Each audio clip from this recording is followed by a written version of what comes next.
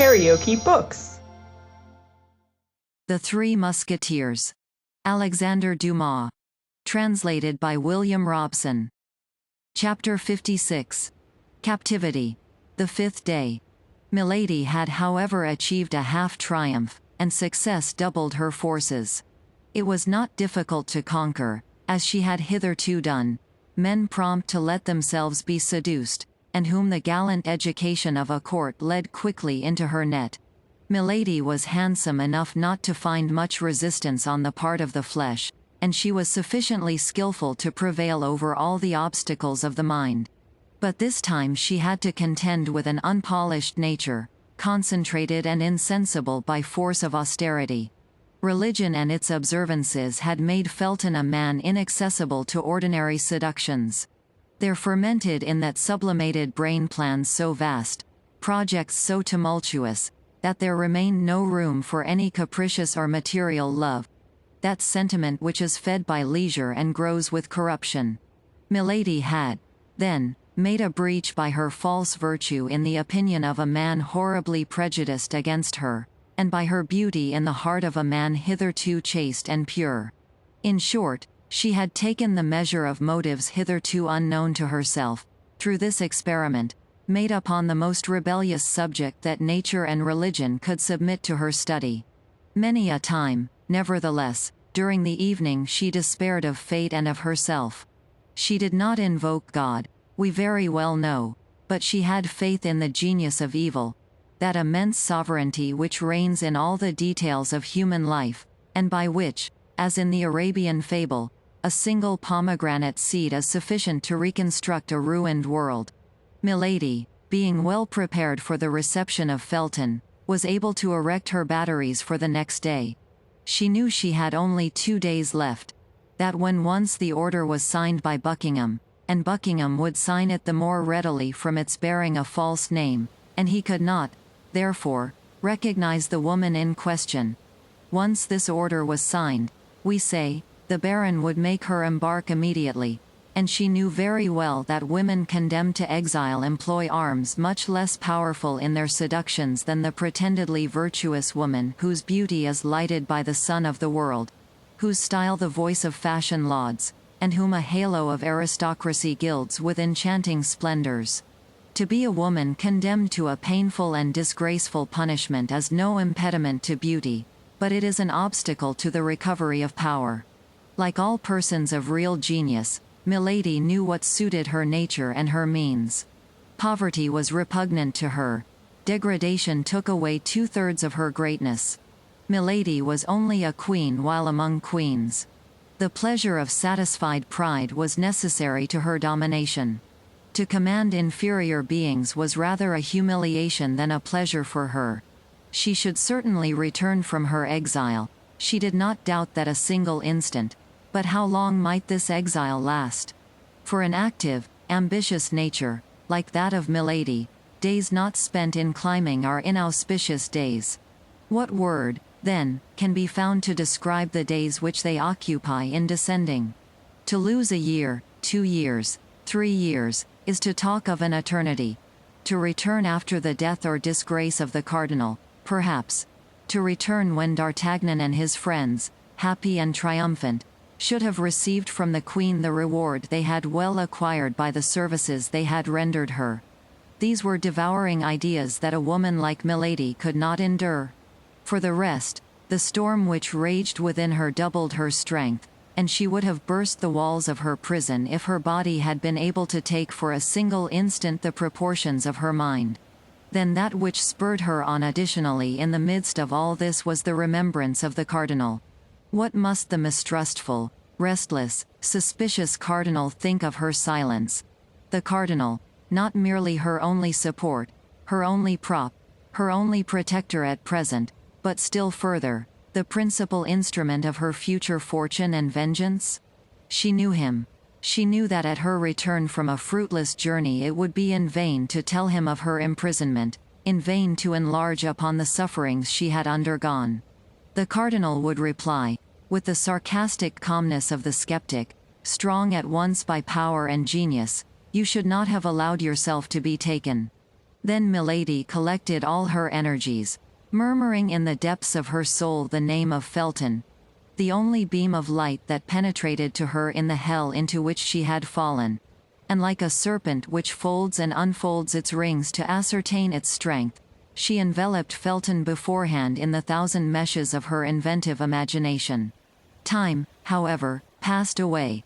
The hours, one after another, seemed to awaken the clock as they passed, and every blow of the brass hammer resounded upon the heart of the prisoner.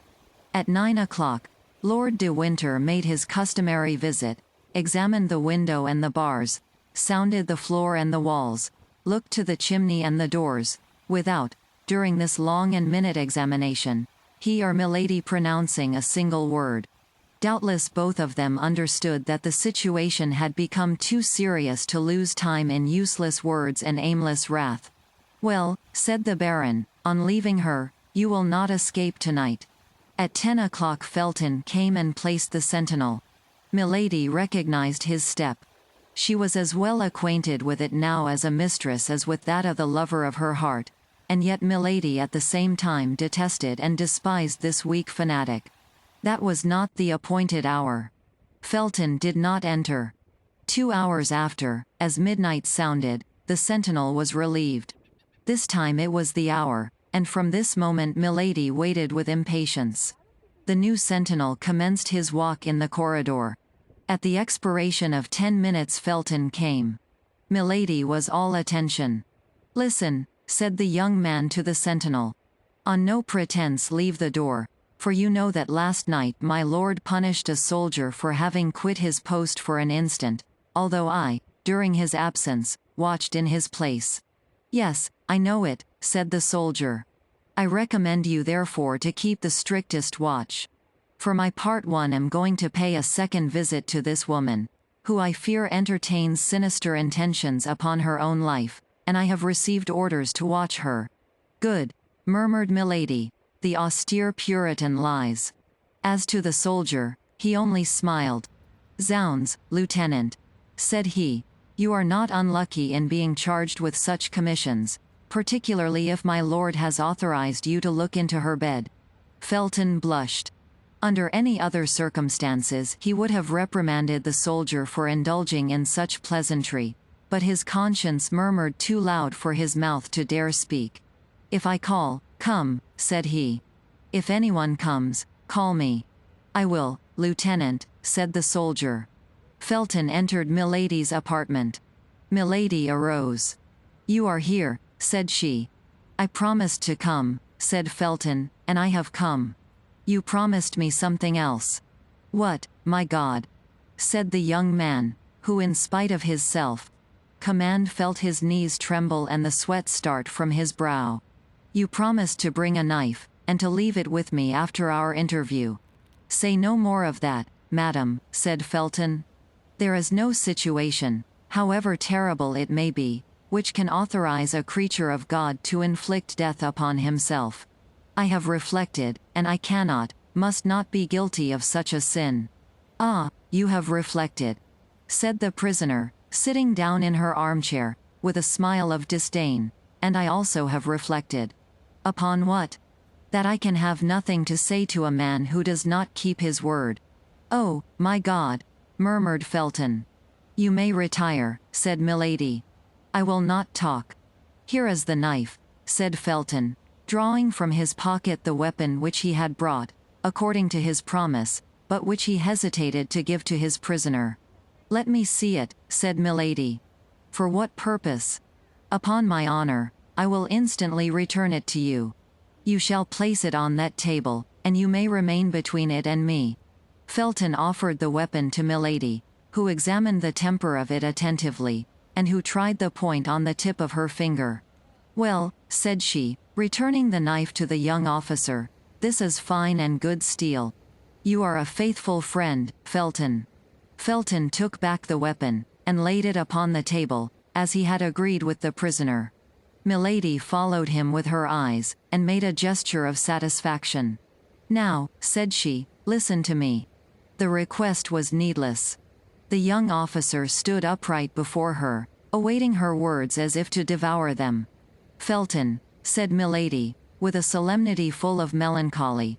Imagine that your sister, the daughter of your father, speaks to you. While yet young, unfortunately handsome, I was dragged into a snare. I resisted. Ambushes and violences multiplied around me, but I resisted. The religion I serve, the God I adore, were blasphemed because I called upon that religion and that God, but still I resisted. Then outrages were heaped upon me, and as my soul was not subdued, they wished to defile my body forever. Finally, Milady stopped, and a bitter smile passed over her lips. Finally, said Felton, finally, what did they do?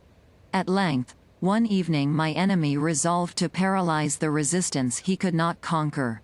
One evening he mixed a powerful narcotic with my water. Scarcely had I finished my repast, when I felt myself sink by degrees into a strange torpor. Although I was without mistrust, a vague fear seized me, and I tried to struggle against sleepiness. I arose. I wished to run to the window and call for help, but my legs refused their office. It appeared as if the ceiling sank upon my head and crushed me with its weight. I stretched out my arms. I tried to speak. I could only utter inarticulate sounds, and irresistible faintness came over me. I supported myself by a chair, feeling that I was about to fall, but this support was soon insufficient on account of my weak arms. I fell upon one knee, then upon both. I tried to pray, but my tongue was frozen. God doubtless neither heard nor saw me, and I sank upon the floor a prey to a slumber which resembled death. Of all that passed in that sleep, or the time which glided away while it lasted, I have no remembrance. The only thing I recollect is that I awoke in bed in a round chamber, the furniture of which was sumptuous, and into which light only penetrated by an opening in the ceiling. No door gave entrance to the room. It might be called a magnificent prison. It was a long time before I was able to make out what place I was in, or to take account of the details I describe. My mind appeared to strive in vain to shake off the heavy darkness of the sleep from which I could not rouse myself. I had vague perceptions of space traversed, of the rolling of a carriage, of a horrible dream in which my strength had become exhausted. But all this was so dark and so indistinct in my mind that these events seemed to belong to another life than mine, and yet mixed with mine in fantastic duality. At times the state into which I had fallen appeared so strange that I believed myself dreaming. I arose trembling. My clothes were near me on a chair. I neither remembered having undressed myself nor going to bed. Then by degrees the reality broke upon me, full of chaste terrors. I was no longer in the house where I had dwelt. As well as I could judge by the light of the sun, the day was already 2/3 gone. It was the evening before when I had fallen asleep. My sleep, then, must have lasted 24 hours. What had taken place during this long sleep? I dressed myself as quickly as possible. My slow and stiff motions all attested that the effects of the narcotic were not yet entirely dissipated. The chamber was evidently furnished for the reception of a woman, and the most finished coquette could not have formed a wish, but on casting her eyes about the apartment, she would have found that wish accomplished. Certainly I was not the first captive that had been shut up in this splendid prison. But you may easily comprehend, Felton, that the more superb the prison, the greater was my terror. Yes, it was a prison, for I tried in vain to get out of it. I sounded all the walls, in the hopes of discovering a door, but everywhere the walls returned a full and flat sound. I made the tour of the room at least 20 times, in search of an outlet of some kind, but there was none. I sank exhausted with fatigue and terror into an armchair. Meantime, night came on rapidly, and with night my terrors increased. I did not know, but I had better remain where I was seated. It appeared that I was surrounded with unknown dangers into which I was about to fall at every instant. Although I had eaten nothing since the evening before, my fears prevented my feeling hunger. No noise from without by which I could measure the time reached me. I only supposed it must be 7 or 8 o'clock in the evening, for it was in the month of October and it was quite dark. All at once the noise of a door, turning on its hinges, made me start. A globe of fire appeared above the glazed opening of the ceiling, casting a strong light into my chamber, and I perceived with terror that a man was standing within a few paces of me. A table, with 2 covers, bearing a supper ready prepared, stood, as if by magic, in the middle of the apartment. That man was he who had pursued me during a whole year, who had vowed my dishonor, and who, by the first words that issued from his mouth, gave me to understand he had accomplished it the preceding night. Scoundrel, murmured Felton. Oh, yes, scoundrel, cried Milady, seeing the interest which the young officer, whose soul seemed to hang on her lips, took in this strange recital. Oh, yes, scoundrel. He believed, having triumphed over me in my sleep, that all was completed. He came, hoping that I would accept my shame, as my shame was consummated. He came to offer his fortune in exchange for my love. All that the heart of a woman could contain of haughty contempt and disdainful words, I poured out upon this man. Doubtless he was accustomed to such reproaches, for he listened to me calm and smiling, with his arms crossed over his breast. Then, when he thought I had said all, he advanced toward me. I sprang toward the table, I seized a knife, I placed it to my breast. Take 1 step more, said I, and in addition to my dishonor, you shall have my death to reproach yourself with. There was, no doubt, in my look, my voice, my whole person, that sincerity of gesture, of attitude, of accent, which carries conviction to the most perverse minds, for he paused. Your death, said he. Oh, no, you are too charming a mistress to allow me to consent to lose you thus, after I have had the happiness to possess you only a single time. Adieu, my charmer. I will wait to pay you my next visit till you are in a better humor. At these words he blew a whistle. The globe of fire which lighted the room reascended and disappeared. I found myself again in complete darkness. The same noise of a door opening and shutting was repeated the instant afterward. The flaming globe descended afresh, and I was completely alone. This moment was frightful. If I had any doubts as to my misfortune, these doubts had vanished in an overwhelming reality. I was in the power of a man whom I not only detested, but despised, of a man capable of anything, and who had already given me a fatal proof of what he was able to do. But who, then, was this man? Asked Felton. I passed the night on a chair, starting at the least noise, for toward midnight the lamp went out, and I was again in darkness. But the night passed away without any fresh attempt on the part of my persecutor. Day came. The table had disappeared, only I had still the knife in my hand. This knife was my only hope. I was worn out with fatigue. Sleeplessness inflamed my eyes. I had not dared to sleep a single instant. The light of day reassured me. I went and threw myself on the bed, without parting with the emancipating knife, which I concealed under my pillow. When I awoke, a fresh meal was served. This time, in spite of my terrors, in spite of my agony, I began to feel a devouring hunger. It was 48 hours since I had taken any nourishment. I ate some bread and some fruit.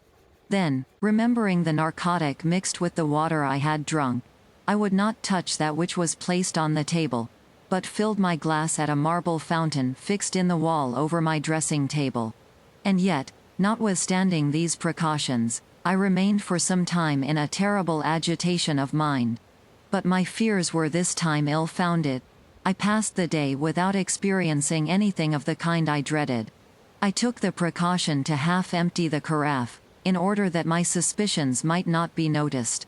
The evening came on, and with it darkness, but however profound was this darkness, my eyes began to accustom themselves to it. I saw, amid the shadows, the table sink through the floor. A quarter of an hour later it reappeared, bearing my supper. In an instant, thanks to the lamp, my chamber was once more lighted. I was determined to eat only such things as could not possibly have anything soporific introduced into them. 2 eggs and some fruit composed my repast. Then I drew another glass of water from my protecting fountain, and drank it. At the first swallow, It appeared to me not to have the same taste as in the morning. Suspicion instantly seized me. I paused, but I had already drunk half a glass. I threw the rest away with horror, and waited, with the dew of fear upon my brow. No doubt some invisible witness had seen me draw the water from that fountain, and had taken advantage of my confidence in it, the better to assure my ruin, so coolly resolved upon, so cruelly pursued. Half an hour had not passed when the same symptoms began to appear, but as I had only drunk half a glass of the water, I contended longer, and instead of falling entirely asleep, I sank into a state of drowsiness which left me a perception of what was passing around me, while depriving me of the strength either to defend myself or to fly. I dragged myself toward the bed, to seek the only defense I had left, my saving knife, but I could not reach the bolster. I sank on my knees, my hands clasped round one of the bedposts. Then I felt that I was lost. Felton became frightfully pale, and a convulsive tremor crept through his whole body. And what was most frightful, continued Milady, her voice altered, as if she still experienced the same agony as at that awful minute, was that at this time I retained a consciousness of the danger that threatened me. Was that my soul, if I may say so, waked in my sleeping body? Was that I saw, that I heard? It is true that all was like a dream, but it was not the less frightful. I saw the lamp ascend, and leave me in darkness. Then I heard the well-known creaking of the door, although I had heard that door open but twice. I felt instinctively that someone approached me. It is said that the doomed wretch in the deserts of America thus feels the approach of the serpent. I wished to make an effort. I attempted to cry out. By an incredible effort of will I even raised myself up, but only to sink down again immediately, and to fall into the arms of my persecutor. "Tell me who this man was," cried the young officer. Milady saw at a single glance all the painful feelings she inspired in Felton by dwelling on every detail of her recital, but she would not spare him a single pang. The more profoundly she wounded his heart, the more certainly he would avenge her. She continued, then, as if she had not heard his exclamation, or as if she thought the moment was not yet come to reply to it. Only this time it was no longer an inert body, without feeling, that the villain had to deal with. I have told you that without being able to regain the complete exercise of my faculties, I retained the sense of my danger. I struggled, then, with all my strength, and doubtless opposed, weak as I was, a long resistance, for I heard him cry out, "These miserable Puritans." I knew very well that they tired out their executioners, but I did not believe them so strong against their lovers. Alas! This desperate resistance could not last long. I felt my strength fail, and this time it was not my sleep that enabled the coward to prevail, but my swoon. Felton listened without uttering any word or sound, except an inward expression of agony. The sweat streamed down his marble forehead, and his hand, under his coat, tore his breast. My first impulse, on coming to myself, was to feel under my pillow for the knife I had not been able to reach. If it had not been useful for defense, it might at least serve for expiation. But on taking this knife, Felton, a terrible idea occurred to me. I have sworn to tell you all, and I will tell you all. I have promised you the truth. I will tell it, were it to destroy me. The idea came into your mind to avenge yourself on this man, did it not? Cried Felton. Yes, said Milady. The idea was not that of a Christian, I knew. But without doubt, that eternal enemy of our souls, that lion roaring constantly around us, breathed it into my mind. In short, what shall I say to you, Felton? Continued Milady, in the tone of a woman accusing herself of a crime. This idea occurred to me, and did not leave me. It is of this homicidal thought that I now bear the punishment. Continue, said Felton. I am eager to see you attain your vengeance. Oh, I resolved that it should take place as soon as possible. I had no doubt he would return the following night. During the day I had nothing to fear. When the hour of breakfast came, therefore, I did not hesitate to eat and drink. I had determined to make believe sup, but to eat nothing. I was forced, then, to combat the fast of the evening with the nourishment of the morning. Only I concealed a glass of water, which remained after my breakfast, thirst having been the chief of my sufferings when I remained 48 hours without eating or drinking. The day passed away without having any other influence on me than to strengthen the resolution I had formed. Only I took care that my face should not betray the thoughts of my heart, for I had no doubt I was watched. Several times, even, I felt a smile on my lips. Felton, I dare not tell you at what idea I smiled. You would hold me in horror. Go on, said Felton. You see plainly that I listen, and that I am anxious to know the end. Evening came. The ordinary events took place. During the darkness, as before, my supper was brought. Then the lamp was lighted, and I sat down to table. I only ate some fruit. I pretended to pour out water from the jug, but I only drank that which I had saved in my glass. The substitution was made so carefully that my spies, if I had any, could have no suspicion of it. After supper I exhibited the same marks of languor as on the preceding evening. But this time, as I yielded to fatigue, or as if I had become familiarized with danger, I dragged myself toward my bed, let my robe fall, and lay down. I found my knife where I had placed it, under my pillow, and while feigning to sleep, my hand grasped the handle of it convulsively. 2 hours passed away without anything fresh happening. Oh, my God! Who could have said so the evening before? I began to fear that he would not come. At length I saw the lamp rise softly, and disappear in the depths of the ceiling. My chamber was filled with darkness and obscurity, but I made a strong effort to penetrate this darkness and obscurity. Nearly 10 minutes passed. I heard no other noise but the beating of my own heart. I implored heaven that he might come. At length I heard the well-known noise of the door, which opened and shut.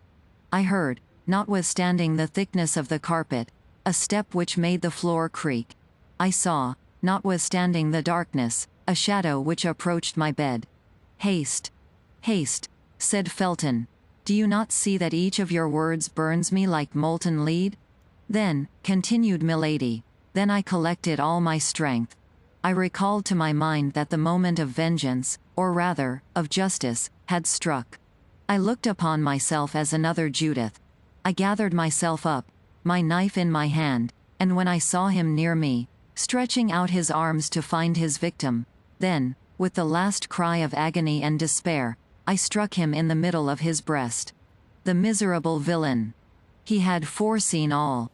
His breast was covered with a coat of mail, the knife was bent against it. Ah, ah! Cried he, seizing my arm, and wresting from me the weapon that had so badly served me. Do you want to take my life, do you, my pretty Puritan? But that's more than dislike, that's ingratitude. Come, calm yourself, my sweet girl. I thought you had softened. I am not one of those tyrants who detain women by force. You don't love me. With my usual fatuity I doubted it, now I am convinced. Tomorrow you shall be free. I had but one wish, that was that he should kill me. Beware, said I, for my liberty is your dishonor. Explain yourself, my pretty Sibyl.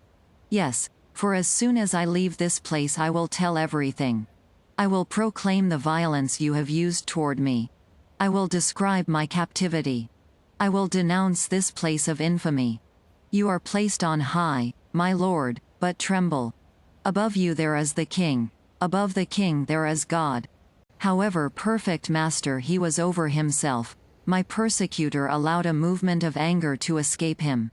I could not see the expression of his countenance, but I felt the arm tremble upon which my hand was placed. Then you shall not leave this place, said he.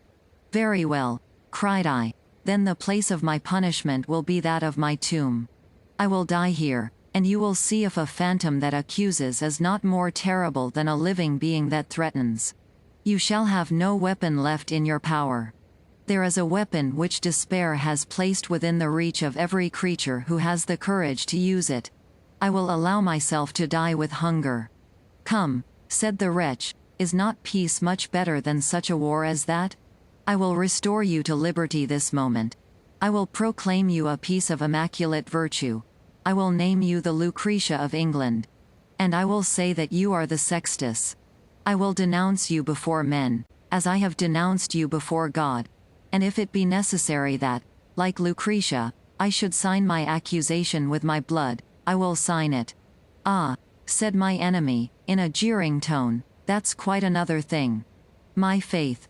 Everything considered, you are very well off here. You shall want for nothing, and if you let yourself die of hunger that will be your own fault. At these words he retired. I heard the door open and shut, and I remained overwhelmed, less, I confess it, by my grief than by the mortification of not having avenged myself. He kept his word. All the day, all the next night passed away without my seeing him again. But I also kept my word with him, and I neither ate nor drank. I was, as I told him, resolved to die of hunger. I passed the day and the night in prayer, for I hoped that God would pardon me my suicide. The second night the door opened. I was lying on the floor, for my strength began to abandon me. At the noise I raised myself up on one hand. Well, said a voice which vibrated in too terrible a manner in my ear not to be recognized, well, are we softened a little? Will we not pay for our liberty with a single promise of silence? Come, I am a good sort of a prince, added he, and although I like not Puritans I do them justice, and it is the same with Puritanesses, when they are pretty. Come, take a little oath for me on the cross. I won't ask anything more of you. On the cross, cried I, rising, for at that abhorred voice I had recovered all my strength, on the cross I swear that no promise, no menace, no force, no torture, shall close my mouth. On the cross I swear to denounce you everywhere as a murderer, as a thief of honor, as a base coward. On the cross I swear, if I ever leave this place, to call down vengeance upon you from the whole human race. Beware, said the voice, in a threatening accent that I had never yet heard. I have an extraordinary means which I will not employ but in the last extremity to close your mouth, or at least to prevent anyone from believing a word you may utter. I mustered all my strength to reply to him with a burst of laughter. He saw that it was a merciless war between us, a war to the death. Listen, said he. I give you the rest of tonight and all day tomorrow. Reflect. Promise to be silent, and riches, consideration, even honor, shall surround you. Threaten to speak, and I will condemn you to infamy. You, cried I. You? To interminable, ineffaceable infamy. You, repeated I. Oh, I declare to you, Felton, I thought him mad. Yes, yes, I, replied he. Oh, leave me, said I. Begone, if you do not desire to see me dash my head against that wall before your eyes. Very well, it is your own doing. Till tomorrow evening, then. Till tomorrow evening, then, replied I, allowing myself to fall, and biting the carpet with rage. Felton leaned for support upon a piece of furniture, and Milady saw, with the joy of a demon, that his strength would fail him perhaps before the end of her recital. KaraokeBooks.